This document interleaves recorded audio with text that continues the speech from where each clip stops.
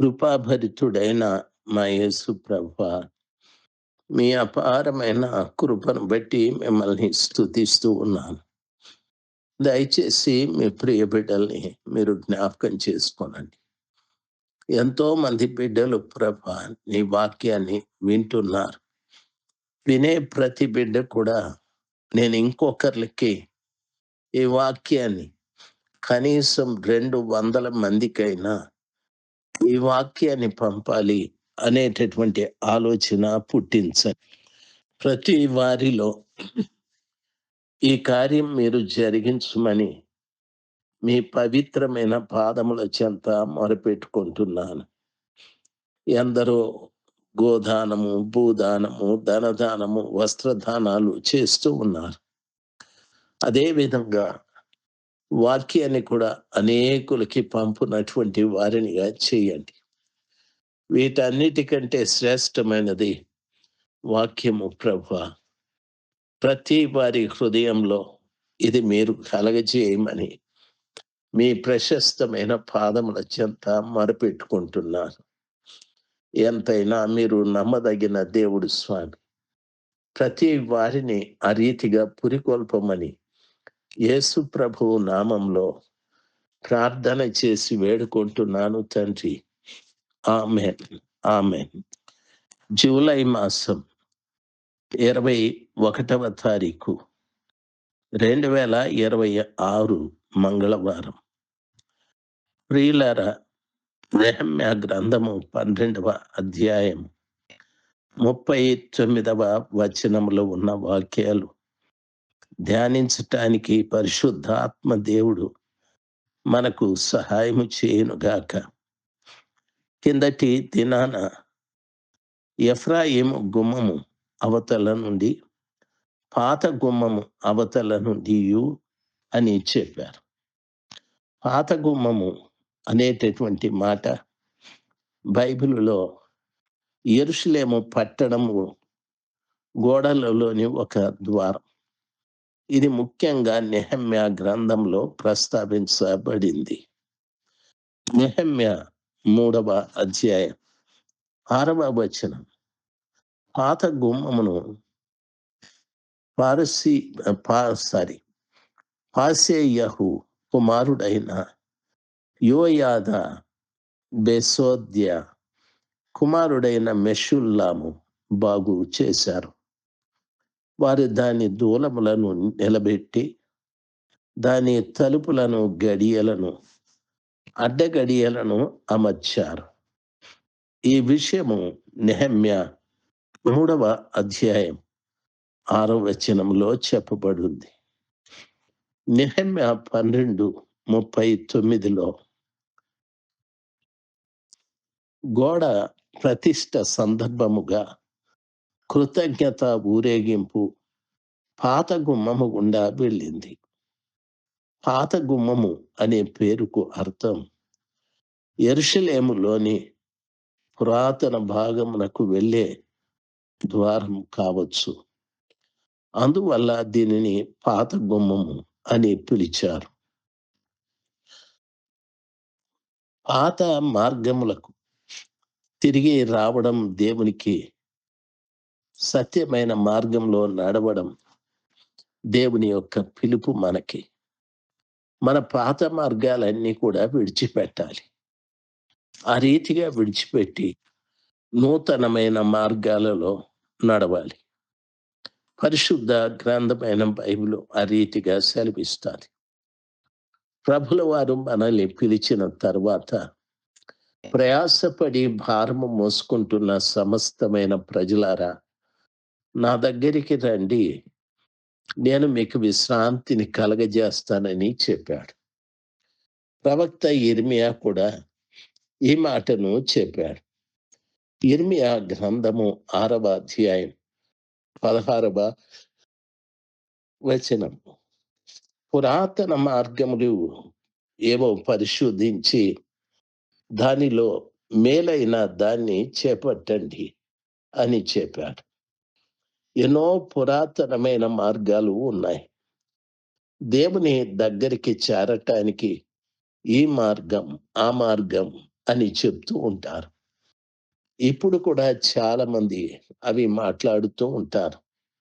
కొందరు స్వస్థతలని, కొందరు భాషలని, కొందరు ప్రవచనాలని, కొంతమంది మంచి వర్షిప్ అని, కొంతమంది చక్కటి పాటలని, రకరకాలుగా వీటి ద్వారా దేవుని వాక్యము ద్వారా అని కొంతమంది ఎన్నో మార్గాలు మనకు చూపెడుతూ ఉన్నారు. ఇవన్నీ కూడా పురాతనమైన మార్గములు. వీటిని పరిశోధించి మేలైన దాన్ని చేపట్టాలి. మేలైనదేది అంటే యేసయ్య ఒక్కడే. ఆయనే చెప్పాడు, నేనే మార్గం, నేనే సత్యం, నేనే జీవమని చెప్పాడు. కాబట్టి పురాతనమైన మార్గములను కాక యేసు ప్రభుల వారనే నూతనమైన మార్గంలో నడవటానికి నేర్చుకోవాలి. ఈ రీతిగా నడవటానికి దేవుని వాక్యాన్ని విశ్వాసానికి విధేయతలకు తిరిగి రావాలని ఇది మనకు గుర్తు చేస్తది. విరిగిపోయిన గుమ్మాన్ని పునర్నిర్మాణము గావించినట్లే దేవుడు మన ఆత్మీయ జీవితాన్ని కూడా పున పునరుద్ధరిస్తాడు. పాత గుమ్మము యెరూషలేము గోడలలోని ఒక ముఖ్యమైన ద్వారం. చారిత్రకంగా అది పట్టణంలోని పాత భాగానికి ప్రవేశించే ఒక ద్వారం. ఆధ్యాత్మికంగా అది దేవుని పురాతన సత్యాలకు, ఆయన మార్గాలకు తిరిగి రావాలనే సందేశాన్ని సూచిస్తుంది. కాబట్టి మన జీవితాల్లో పాతవి వదిలిపెట్టాలి. ఎవడైనా క్రీస్తు యేసునందుంటే ఇదిగో పాతవి గతించెను, సమస్తము నూతనమాయెనని పరిశుద్ధ గ్రంథమైన బైబిలు సెలవిస్తాది. ప్రతి ఒక్కటి మనలో నూతన పరచబడాలి. మాట కానీ, ప్రవర్తన కానీ, వాక్యానుసారమైన జీవితం కానీ, ఇవన్నీ కూడా. ఒకవేళ మన జీవితంలో కొన్ని అలవాటు పడి ఉంటాం.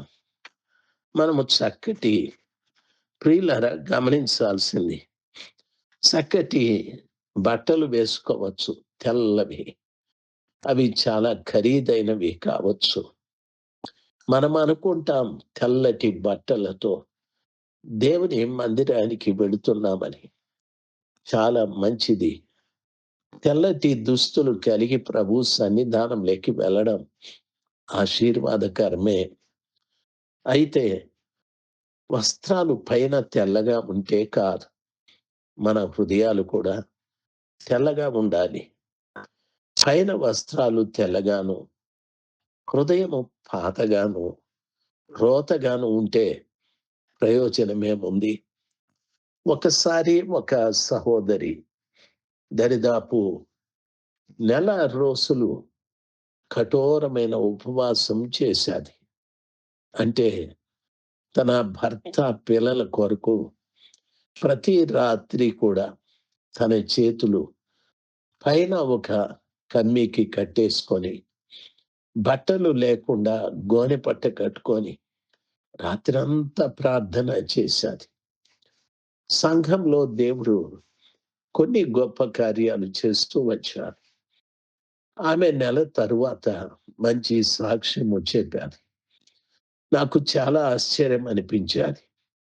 ఆమె చెప్పిన మాటల్లో దైవ సేవకుని కొరకు, సేవ కొరకు, నా కుటుంబం కొరకు ప్రార్థించానంటే చాలా సంతోషపడ్డాను. తర్వాత ఒక ఏడాది లోపల ఆ అమ్మగారు చేసిన పని, తన భర్త చేసిన పని, తనను ఎరిగిన వాళ్ళందరి దగ్గరికి వెళ్ళి డబ్బులు తీసుకొని 20,00,000 రూపాయలు ఐపి పెట్టి వెళ్ళిపోయారు. అయ్యో! పైన బాగానే ఉన్నాయి, లోపల పాతదుంది. దేవునికి కావాల్సింది పైన, లోపల క్రొత్తగా మనం ఉండాలి. ఎంతమంది మీరు పైకి కొత్తగా కనిపిస్తున్నారు, లోపల పాతగా బతుకుతున్నారు? దేవుడు పాతదాన్ని ఆయన ఏమాత్రం కూడా ఇష్టపడే దేవుడు కాదు. అందుకే ప్రభు చెప్పాడు, నా యందు విశ్వాసం ఉంచువాడు నిత్య జీవము కలవాడు, వాని కడుపులో నుండి జీవజల నదులు ఉబికి ప్రవహిస్తాయని చెప్పాడు. అంతేకాదు, ఎవడైనను క్రీస్తు యేసునందు ఉన్నట్లయితే వాడు నూతన సృష్టి అని కూడా చెప్పాడు. చాలా మంది మనము క్రీస్తునందు ఉన్నవారమే. మనలో ఆ నూతన సృష్టి కనిపిస్తుందా? పాత గుమ్మమే కనిపిస్తూ ఉందా? ఆ పాత గుమ్మము యెరూషలేము పట్టణంలో పాత స్థలాలకు దారిని చూపెడతాది. నీవలాగా కాదు. క్రొత్త గుమ్మముగా ఆ మహోన్నతుడైన దేవుని కృపను బట్టి ఓ క్రొత్త వ్యక్తిగా మారాలి. ఈ వాక్యమును మీరు అర్థం చేసుకొని ఆ రీతిగా మారుతారని ప్రభువు నామాన మీకు మనవి చేసుకుంటూ ఉన్నాను. దేవుడు మిమ్మల్ని అత్యధికంగా దీవించును గాక. ఆమేన్.